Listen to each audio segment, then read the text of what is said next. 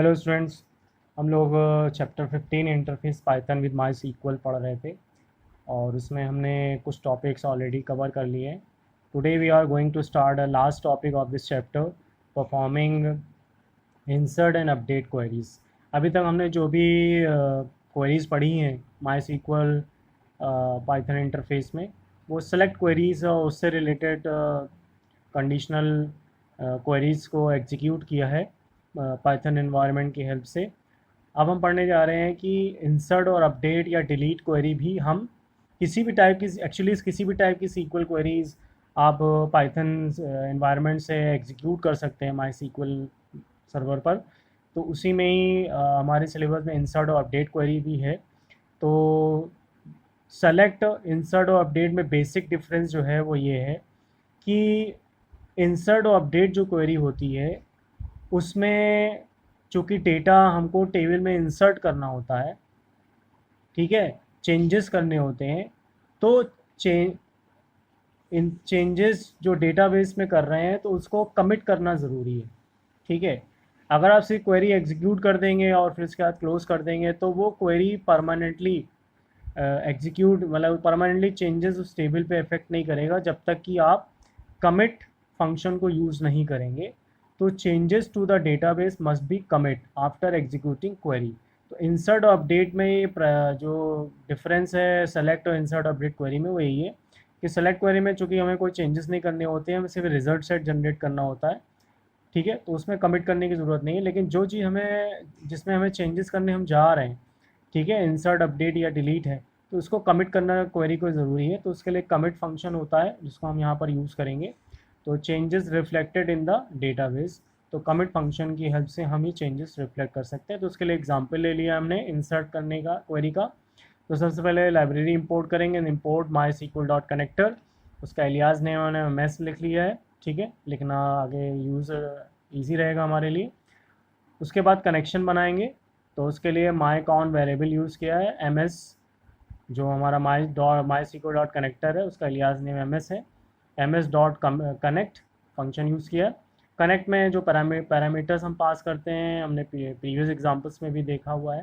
Host सबसे पहले देंगे, तो चूँकि लोकल सर्वर है हमारा तो localhost, inverted comma comma, user, generally user MySQL का रूट होता है तो रूट है।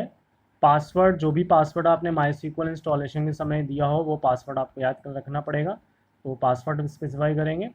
और उस डेटाबेस का नाम, डेटाबेस में उस डेटाबेस का नाम जिसमें हम क्वेरी, जिसमें जो टेबल है, उस टेबल में जो हम इंसर्ट या अपडेट क्वेरी चलाने जा रहे हैं तो वो टेबल किस डेटाबेस में है वो डेटाबेस यहाँ देना ज़रूरी है ऐसे केसेस में, ठीक है।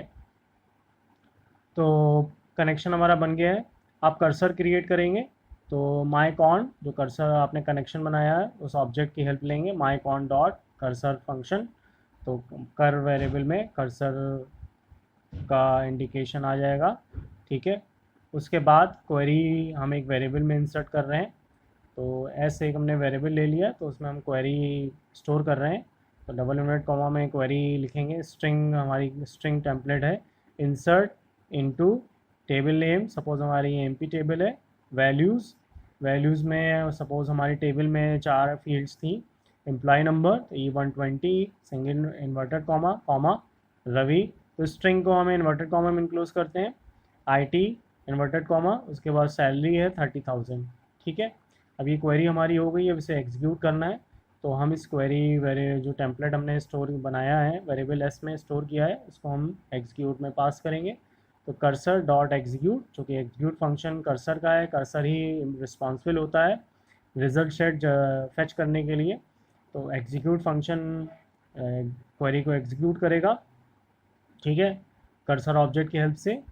और उसके बाद हम क्वेरी को कमिट करेंगे, ये नया जो वर्ड यूज़ हो रहा है माई कॉन, चूँकि कनेक्शन का ऑब्जेक्ट का ये फंक्शन होता है। तो माई कॉन डॉट कमिट, जब तक ये नहीं करेंगे तो ये इंसर्ट क्वेरी यानी कि रिकॉर्ड इंसर्ट नहीं होगा टेबल में, ठीक है। तो कमिट करना ज़रूरी है, राइट। अच्छा, इसमें हम डायनेमिक भी बना सकते हैं, पैरामीटराइज क्वेरीज भी लिख सकते थे, ठीक है। जैसे यही एज ये जो इंसर्ट क्वेरी है इसको हम इस तरह से भी लिख सकते थे, इंसर्ट इनटू एमपी वैल्यूज़, ठीक है, तो जितनी वैल्यूज़ हैं वो स्ट्रिंग है तो उनको इन्वर्टेड कॉमा में ब्लैंक करली पैरेंथेसिस न्यू स्टाइल मेथड हम यूज़ कर रहे हैं, फिर इन्वर्टेड कॉमा करली पैरेंथेसिस और उसके बाद चूँकि न्यूमेरिक वैल्यू है तो विदाउट इन्वर्टेड कॉमा, ठीक है। फिर डॉट, ठीक है, डॉट फॉर्मेट में हम वो वैल्यू सप्लाई करेंगे जो हम इस वैल्यू में वो रिसीव स्टोर होगा, ठीक है। फॉर्मेट में आप यहाँ वेरिएबल नेम भी पास कर सकते हैं और वेरिएबल की वैल्यू आप यूज़र से भी इनपुट ले सकते हैं। तो इस तरह से भी प्रोग्राम को बनाया जा सकता है कि आपको स्टैटिक वैल्यू नहीं देनी है, डायनेमिक देनी है, तो आप यूज़र से अलग अलग वेरिएबल में एम्प्लॉय नंबर, नेम, डिपार्टमेंट और सैलरी इनपुट करा लीजिए और उसको फॉर्मेट में वेरिएबल में पास कर दीजिए, ठीक है, A, B, C, D like this. तो इस तरह से भी हम क्वेरी एग्जीक्यूट कर सकते हैं। पैरामीटराइज्ड क्वेरीज जनरली हम लोग यूज़ करते हैं, स्टैटिक वैल्यू पास नहीं करते क्योंकि हम प्रोग्राम में वर्क कर रहे हैं। तो प्रोग्राम में बार बार आप चेंजेस तो करेंगे नहीं, आप तो यूज़र से डायनेमिक बनाएंगे प्रोग्राम, तो उसके लिए डायनेमिक क्वेरी ज़्यादा एडवांटेज रहेगी एज़ कम्पेयर टू स्टैटिक। एक दो रिकॉर्ड सेव करने हो तो स्टैटिक आप वैल्यू दे सकते हैं, लेकिन अगर आपको बहुत सारे रिकॉर्ड सेव करने हैं पाइथन की हेल्प से माई सीक्वल में, तो उसके लिए बेस्ट है कि आप पिछले एग्जांपल्स में हमने देखा यूज़र से इनपुट लेके आप फॉर्मेट में पास कर दीजिए, ठीक है। उसके बाद सेकंड जो है अपडेट क्वेरी है, सेम वही है प्रोसीजर। सबसे पहले इंपोर्ट करेंगे लाइब्रेरी, फिर उसके बाद कनेक्शन बनाएंगे कनेक्ट फंक्शन की हेल्प से, फिर उसके बाद कर्सर क्रिएट करेंगे।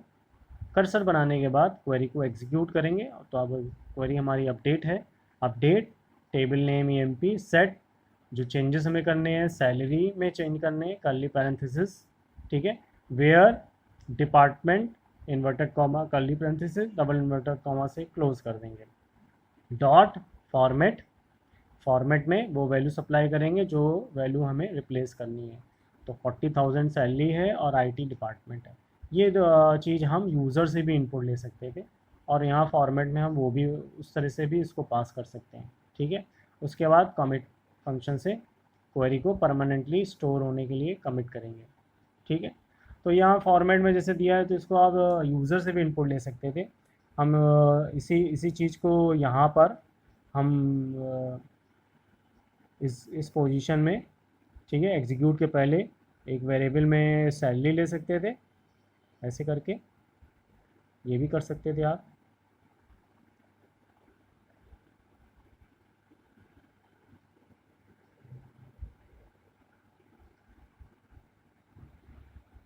इस तरीके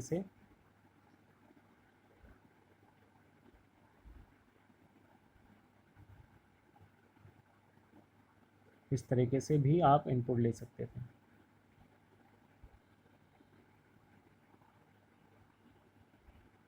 ये डायनेमिक तरीका हो गया हमारा, ठीक है।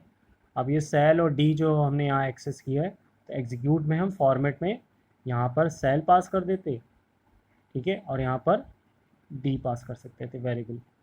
तो इस तरह से भी हम डायनेमिक क्वेरी क्रिएट कर सकते हैं यूज़र से इनपुट लेकर, ठीक है। तो बस ये छोटा सा था एग्जांपल, यहीं तक था हमारा। और इसी से रिलेटेड हमारे प्रैक्टिकल जो एग्ज़ाम होगा उसमें भी एक क्वेश्चन आपको ऐसे ही दिया जाएगा कि आपको टेबल आपकी बनी होगी और उस टेबल में टेबल क्रिएट करना होगा, रिकॉर्ड सेव करना होगा, रिकॉर्ड डिस्प्ले करना होगा। इस तरह की क्वेश्चन बोर्ड में भी पूछे जाएंगे और प्रैक्टिकल एग्जामिनेशन में भी पूछे जाएंगे, ठीक है। तो ये चैप्टर छोटा था और इसमें इतना ही पार्ट था। तो इससे रिलेटेड जो क्वेश्चन है बुक एक्सरसाइज में, तो उनको आप लगाइएगा। आउटपुट क्वेश्चन में पूछे जाते हैं इससे कि आपको दे देंगे एक सेगमेंट और कहेंगे इसका आउटपुट बताइए। तो आपके बुक में कुछ दिए हुए हैं तो उनकी प्रैक्टिस करिएगा, ठीक है। तो ये चैप्टर हमारा ख़त्म हो गया है।